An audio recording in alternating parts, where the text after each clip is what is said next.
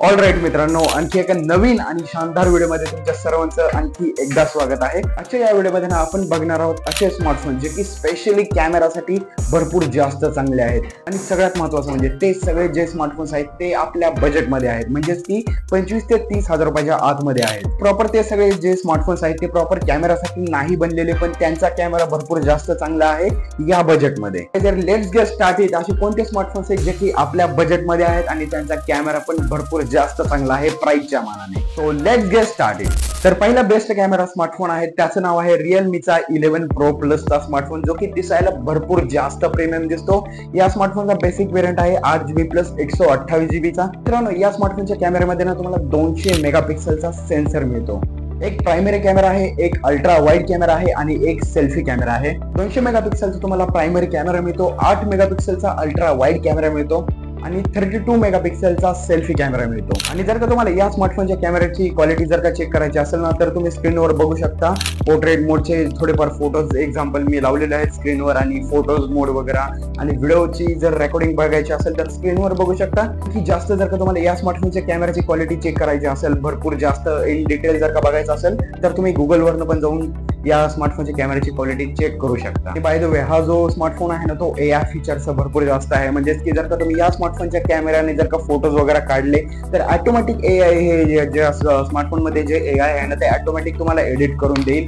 एआयचं सुद्धा या कॅमेरामध्ये तुम्हाला फीचर बघायला मिळतं। सो या स्मार्टफोनला सुद्धा तुम्ही एक रेफरन्स देऊ शकता बेस्ट कॅमेरा स्मार्टफोन मध्ये। तर दुसरा बेस्ट कॅमेरा स्मार्टफोन आहे ज्याचं नाव आहे Xiaomiचा 13 लाईट। हा जो स्मार्टफोन आहे ना तो पण भरपूर जास्त प्रीमियम दिसताना, आणि हा जो स्मार्टफोन आहे त्याची प्राइस आहे 28,999। बेसिक वेरियंट आहे 8GB प्लस 128GB। यावाल्या स्मार्टफोन मध्ये सुद्धा तुम्हाला 3 कॅमेरा फंक्शन मिळतात। एक मिळतो प्रायमरी कॅमेरा, एक मिळतो अल्ट्रा वाईड कॅमेरा आणि एक मिळतो सेल्फी कॅमेरा। 8 मेगापिक्सेलचा अल्ट्रा वाईड कॅमेरा मिळतो, 2 मेगापिक्सेलचा मायक्रो सेन्सर कॅमेरा मिळतो आणि 32 मेगापिक्सेलचा तुम्हाला सेल्फी कॅमेरा मिळतो। जसं की मी तुम्हाला या स्मार्टफोनची प्राइस आधीच सांगितलेली आहे 28,999 मध्ये तुम्हाला बेसिक वेरियंट मिळतो 8GB प्लस 128GB चा।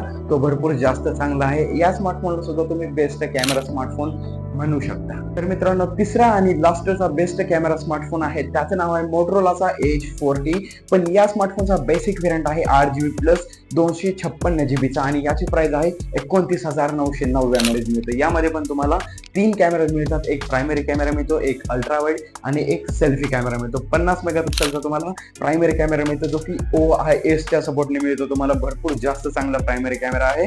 अल्ट्रा वाईड तुम्हाला मिळतो 13 मेगापिक्सेलचा, 32 मेगापिक्सेलचा सेल्फी कॅमेरा मिळतो। आणि जर का या स्मार्टफोनचे जर का आपण फोटोज वगैरे बघितले, व्हिडिओज वगैरे बघितल्यानंतर HDR प्लस तुम्ही व्हिडिओ रेकॉर्डिंग करू शकता। 4K नंतर ऑफकोर्स व्हिडिओ तुम्ही रेकॉर्डिंग करू शकता। आणि सगळ्यात जास्त महत्त्वाचं म्हणजे कलर करेक्शन भरपूर जास्त आहे पोर्ट्रेट मोड मध्ये आणि फोटोज वगैरे मोड मध्ये। आणि या स्मार्टफोनचा ना व्हिडिओपेक्षा जास्त फोटोचा मोड भरपूर जास्त चांगला आहे, परफॉर्मन्स चांगला देतो फोटोज मध्ये, पोर्ट्रेट मोड मध्ये। जसं की तुम्ही स्क्रीनवर सॅम्पल्स फोटोज आणि व्हिडिओज बघू शकता। चांगली क्वालिटी आहे, बजेट मध्ये हा पण स्मार्टफोन आहे आणि सगळ्यात महत्त्वाचं डबल स्टोरेज मिळतं 8GB प्लस 256GB चा। तर हे 3 होते बेस्ट कॅमेरा स्मार्टफोन, जे की तुम्ही या 3 स्मार्टफोन्स पैकी कोणत्या पण स्मार्टफोनला बेस्ट कॅमेरा स्मार्टफोनचा रेफरन्स देऊ शकता। तिन्हीपैकी कोणता जरी घेतला तरी तो चांगलाच आहे। तिन्हीपैकी सगळ्यात जास्त गुड लुकिंग आहे रिअलमी 11 प्रो प्लसचा आणि मोटोरोला एज 40चा। हे दोन्ही स्मार्टफोन जे आहेत ते भरपूर जास्त दिसायला प्रीमियम आहेत आणि अजून भरपूर जास्त फंक्शन्स देतात। पर्सनली या 3 स्मार्टफोन बद्दल असं म्हणणं आहे की सगळ्यात पहिल्यांदा जो आपण बघितलेला रिअलमी 11 प्रो प्लसचा आणि जो लास्ट बघितला मोटोरोला एज 40 पैकी, या दोन्हीपैकी तुम्ही कोणता पण जरी स्मार्टफोन चूज केला तरी चांगला आहे, कारण की गुड लुकिंग स्मार्टफोन आहे, भरपूर जास्त एआयचे वगैरे फीचर्स मिळतात आणि कॅमेरा तर ऑफकोर्स भारीच आहे। सेन्सर्स वगैरे, पोर्ट्रेट मोड आणि फोटोज वगैरे। जर का तुम्हाला याची पण डिटेलमध्ये कॅमेरा क्वालिटी चेक करायची असेल तर स्क्रीनवरती मी थोडेफार क्वालिटीज देईल त्या, आणि जर का अजून जास्त डिटेलमध्ये तुम्हाला इन्फॉर्मेशन पाहिजे असेल तर गुगलवरती जाऊन तुम्ही बघू शकता आणि तिथून तुम्ही कॅमेराची क्वालिटी जाऊन चेक करू शकता। आणि भेटूयात असेच नेक्स्ट तडकता व्हिडिओ सोबत। तोपर्यंतसाठी बाय बाय।